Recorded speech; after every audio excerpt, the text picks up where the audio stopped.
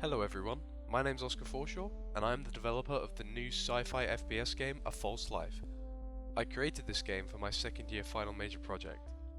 The game is a story-driven experience, and it explores a world dominated by fully immersive virtual reality.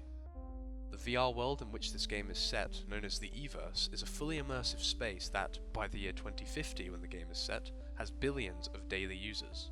Addiction to this space is commonplace, and many people have lost interest in the real world, escaping to the more pleasurable eVerse. The consequences for the real world have not been good. Today, I'm going to be walking you through the entire game. So, this is the main menu, with buttons for quitting and playing the game. But first, let's have a look at the settings. The first setting is a button for toggling subtitles, useful for those who may have trouble hearing the dialogue of the game. There are also 4 sliders. The first is for adjusting sensitivity, a crucial component of any shooter game. The other 3 are for adjusting the volume of the game's sound effects, music, and dialogue. Upon clicking apply, our settings will save.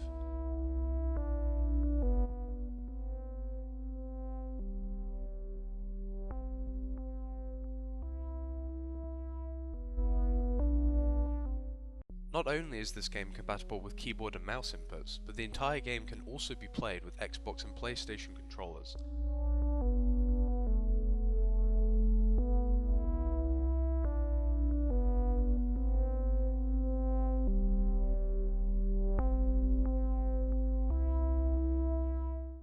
Although the software DS4 is required to use PlayStation inputs, but this is the case for many PC games. So, let's begin the game. The game never deviates from a first-person point of view for maximum immersion.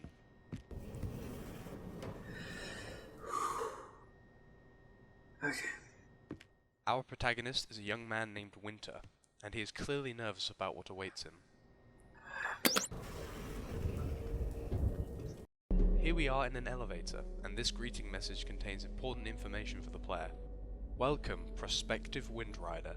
Firstly, I wish to congratulate you on completing your previous tryouts. It is clear to me that you have the potential of excelling in this sport.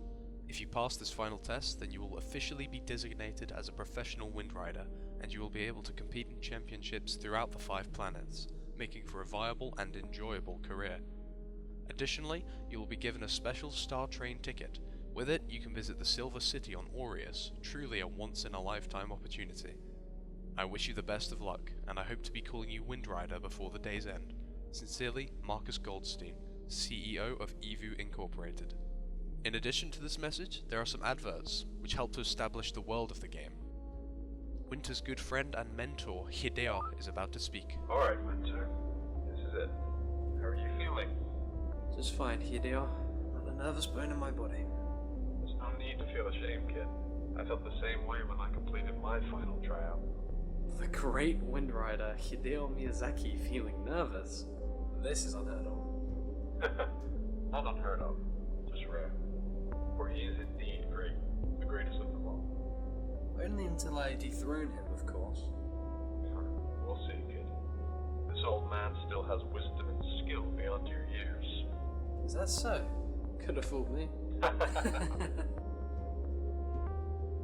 Hey, so does this thing go any faster, or is it just building suspense? Oh, I'd say it's giving you a chance to prepare, to reflect on your past 3 years of training, and to recite my Windriding motto once more. Oh, God. Do I have to? Yes. Okay. Swift as a gale, but true is my aim, to slow as to fail, to miss is the same. Ah, it's such a good motto. I'm never gonna change your mind, am I? Nope. It is clear that these two are very good friends, and have been for a while. Alright, kid. It's time to make some new friends. Head on over to the armory.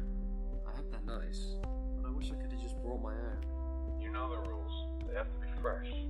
Besides, you don't like making new friends. I prefer knowing what to expect. Remember, you can only take 2 weapons. No more, no less. I still think that's a stupid rule. You've seen me use up to 4 at once before. Indeed. And you worked hard to become proficient in each weapon class, so you can use whatever you like. They should seem somewhat familiar. Regardless, they're eVu's rules, not mine. And they're the ones funding this event. fun challenge. Like this won't be challenging enough. Being an FPS, there are of course numerous weapons, but only 2 can be used per playthrough to add some variety and replayability to the game. Our walk speed is only slow during dialogue so that it can all be heard in good time, but it increases once dialogue has concluded. The game features dynamic UI objective markers so that the player always knows where to go. We are now going to head to a room with an armory and a shooting range to prepare for Winter's tryout. These automatic doors are very helpful as they keep the game linear and prevent backtracking.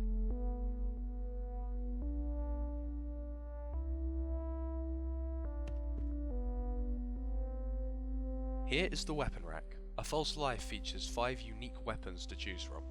The first of these are the dual pistols. Dual pistols? How am I going to use my hook with these? By thinking outside of the box, part of the challenge. I have to say, all of these weapons look far cooler than any I've used before. That's because they're the real deal. Even gets the strength of Raider, which, as we all know, has the best armories among the 5 planets. Well, yeah, but don't let a sorority hear you say that. Sororities have their gadgets, Returns have their weapons. And yet both will claim that the other has neither.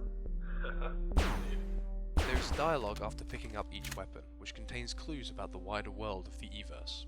Winter and Hideo just spoke of the planets Soror and Freighter. Their user bases share an infamous rivalry. The eVerse consists of 5 such virtual planets, and users are able to live on all but one of them, Aureus, which is only accessible to the super rich.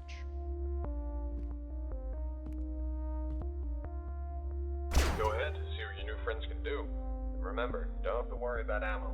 The regeneration pack that eVerse provided will ensure that you never run out of mags.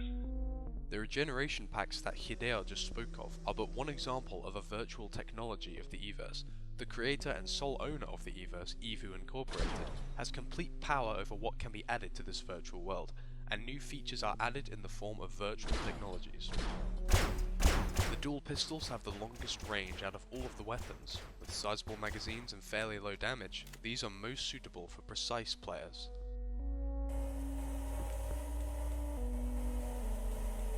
These targets in the shooting range are a good way to practice one's aim, and when shot, they automatically rotate back after a short while, so the player can keep practicing for as long as they want.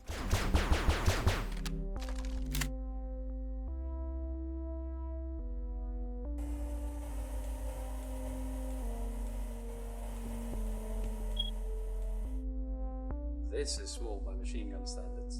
It is, and it's my favorite weapon. I thought you liked snipers, since you're so old and careful and precise and all that. I do, but I think spraying with a machine gun is more fun. And what would your fellow Windriders think of that? They never admit it, but trust me, they'd agree. Windriders are virtual combatants and sportsmen, and the sport of windriding is by far the most popular in the eVerse. Windriders must use speed, agility, and weaponry to overcome opponents. Hideo is a professional windrider, and this is what Winter is to become if he can complete his tryout, making for a viable career, as work in the eVerse earns one real money. The SMG is the only fully automatic weapon of the game. With sizable magazines, a fast fire rate, and lower damage, this gun is suitable for players who prefer a more chaotic experience.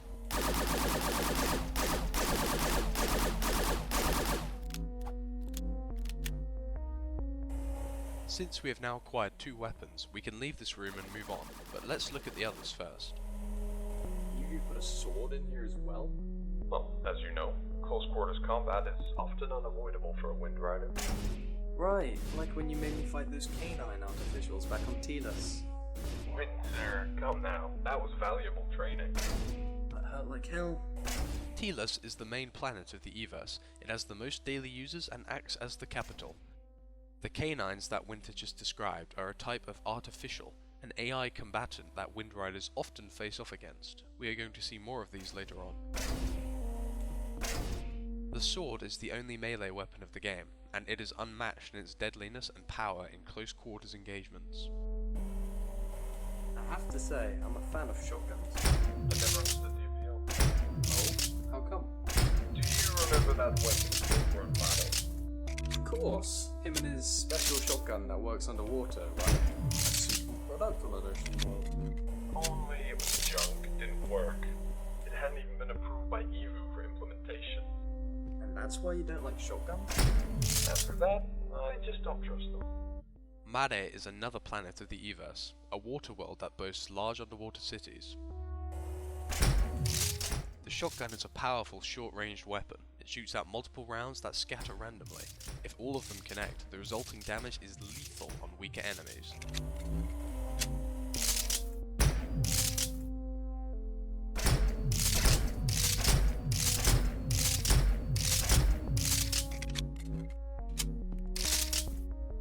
Wow, the size of this thing.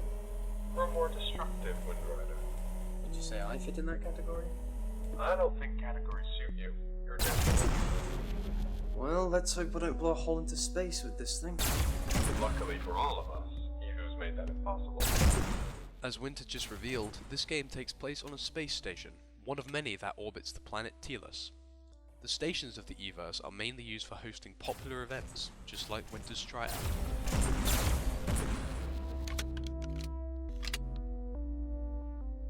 The grenade launcher is the most powerful of the weapons in A False Life. It boasts the highest damage potential and the projectiles explode violently upon impact. However, it has drawbacks. The projectiles travel slowly and must be aimed carefully, and this can also happen.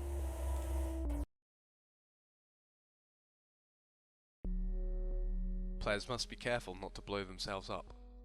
Thankfully, A False Life has a dynamic checkpoint system so that the player never loses too much progress when dying or quitting. We have respawned back in the same room. A pause menu can be accessed by pressing the Escape or Q keys. This allows the player to tweak their settings or to quit the game whenever they want. Now that we've had a look at all of the weapons, let's pick two to use for the rest of the game. Dual pistols? How am I going to even put a sword in? Go ahead, see what your new friend. Let's head over to the warm-up course to prepare for Winter's tryout, and to learn the movement mechanics of the game. Will ensure that you never run out. Alright, time for a warm-up. I'm feeling a bit rusty. A Windrider's nothing that stretch his legs. I'll talk to you again once you're done. This should be simple enough.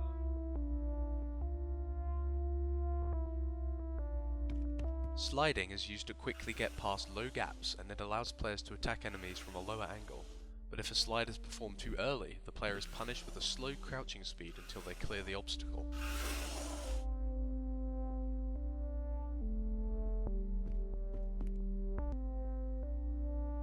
Jumping and double jumping are key movement mechanics, and while simple, they are very helpful for reaching high places and clearing gaps.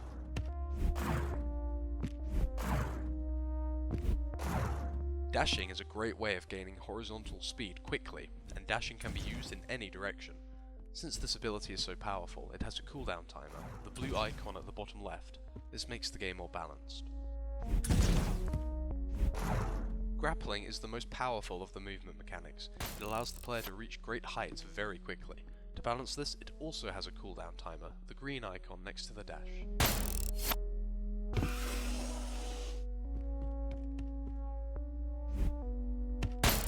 Here are some targets and more obstacles, so that we can try using our weapons and movement mechanics together, as combining abilities is a key element of the gameplay.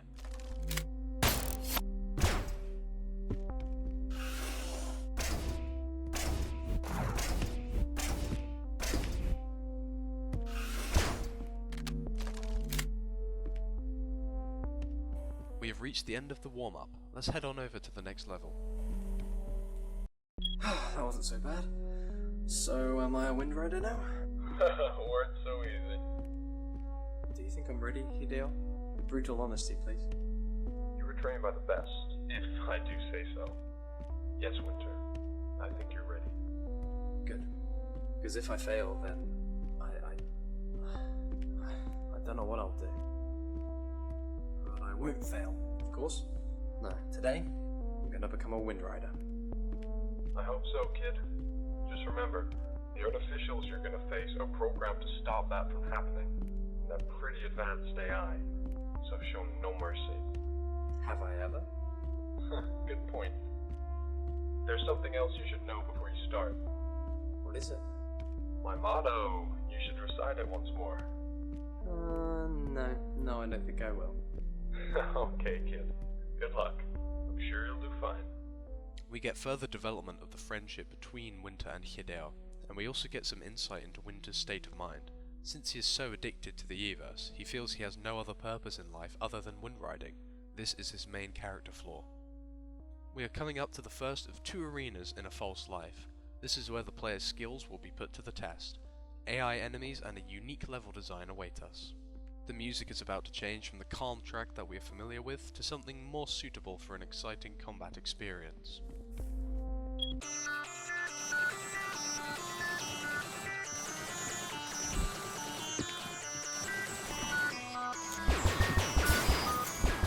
The gameplay of A False Life is all about speed. The player must use their movement abilities to dodge and engage enemies, and staying still in the sight of an enemy is a death sentence.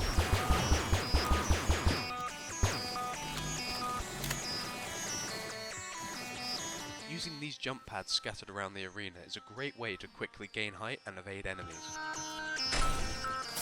The enemies of this arena are the regular artificials. These combatants like to stick to a medium range from the player, and they use their arm-mounted SMGs to harass the player with fast-moving projectiles. The movement of these enemies is random, and they are almost constantly looking for new spots to move to. They also have the ability to jump onto and between the arena structures, making them far more formidable. When taking damage, a glitching video briefly appears on screen, which is a subtle crack in the veil of the VR world. The player will automatically heal shortly after being hit, which lets them stay in the action.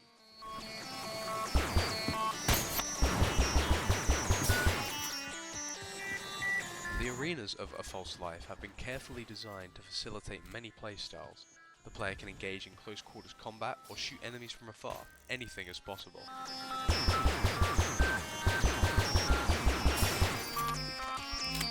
There are numerous destructible walls scattered around, and they flash red when they have nearly been destroyed.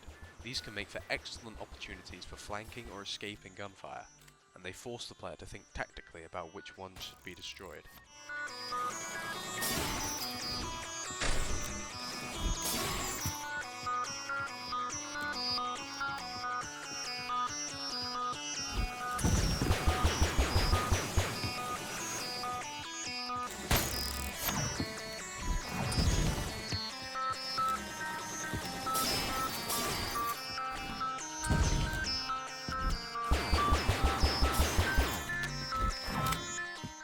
The countdown screen at the back of the arena ensures that the player can always know how many enemies are left.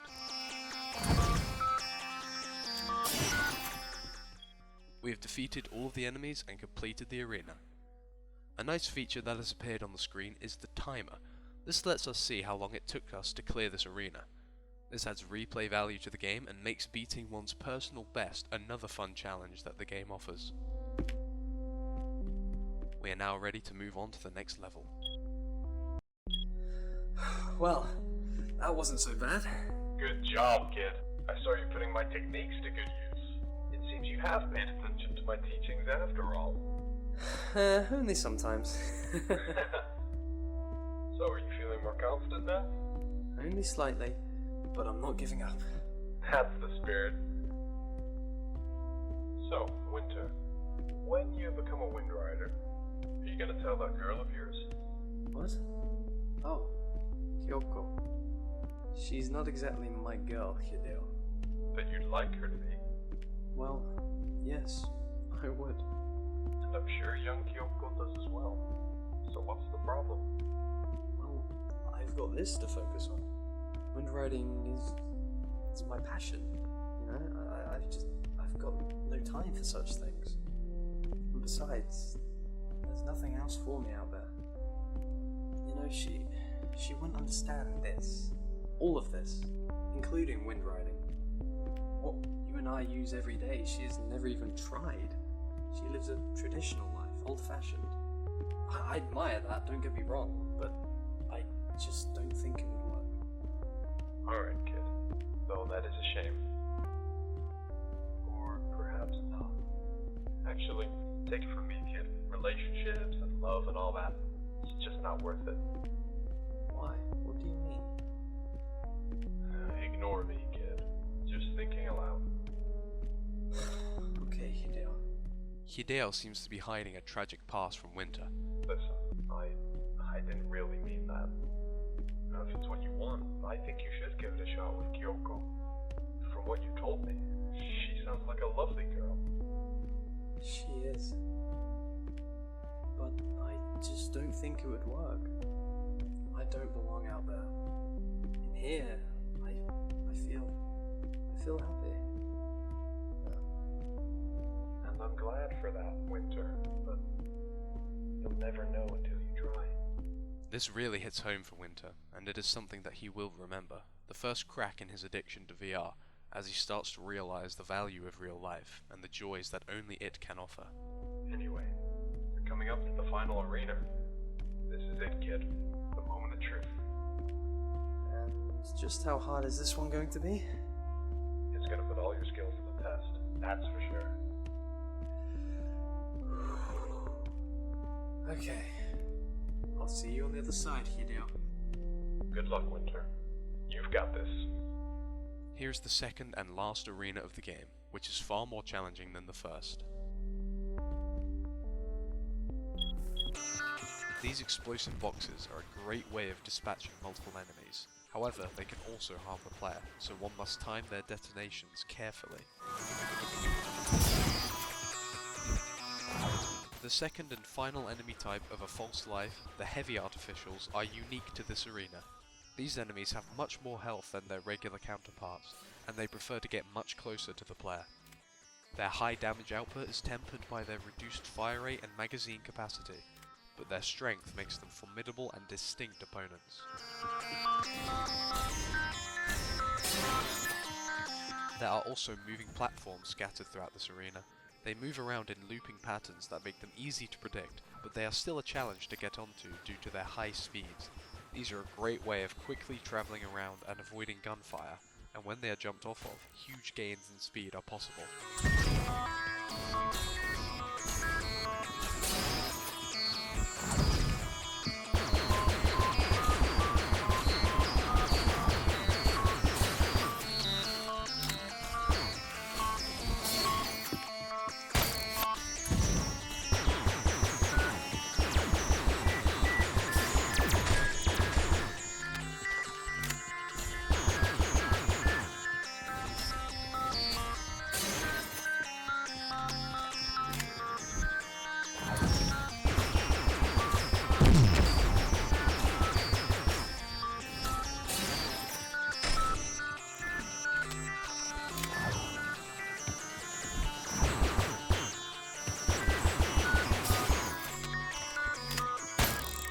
The zip lines of this arena are a fast and safe way of traversing over large distances, and the player is fully capable of using their weapons while riding one.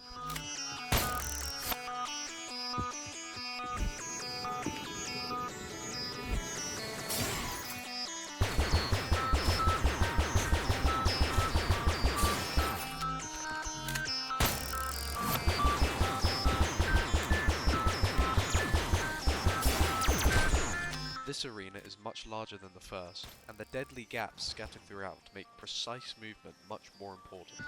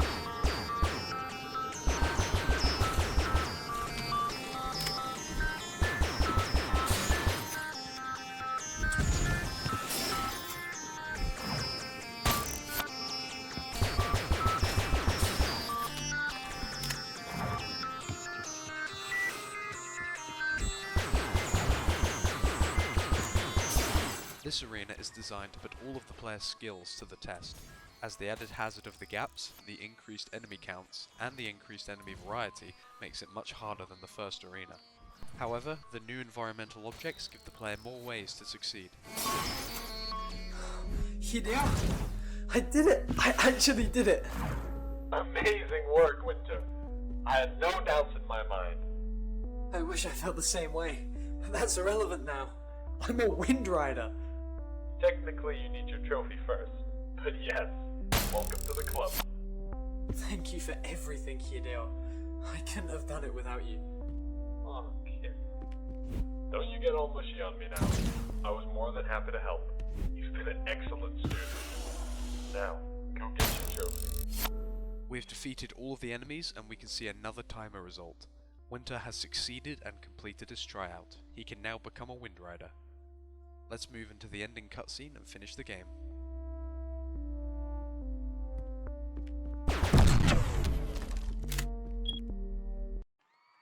A hidden crowd of people were watching us the whole time, since this was a public event. You know, Hideo, after I've got my trophy, the first thing I'm gonna do is quit my stupid job. Oh no. No, not now, please. Winter, what's wrong? It's like they heard me. I can't even have this one moment. Winter? I'll see you soon, Hideo. What? What is it? Oh. You're waking up. And with that, Winter is robbed of this moment and can't yet receive his trophy. An important alarm has awoken him to reality. You just had to ruin my day. One more time. As we can see, Winter's room is a mess, since he has completely lost interest in his real life and is hopelessly addicted to the eVerse. We can see the VR headset that he was just using. Out of his window, we see the damage that the eVerse has done to the world, as we see a smog-filled city afflicted by environmental decay and stagnation.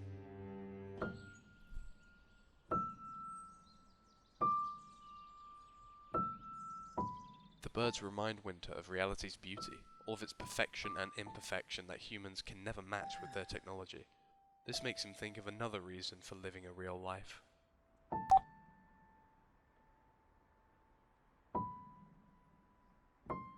You'll never know until you try.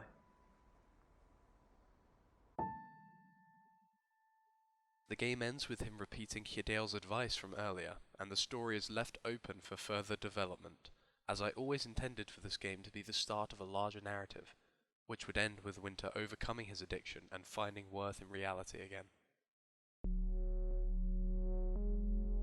After this, the save file is deleted and another playthrough can be started. This has been A False Life. Thank you very much for watching. I hope you enjoyed.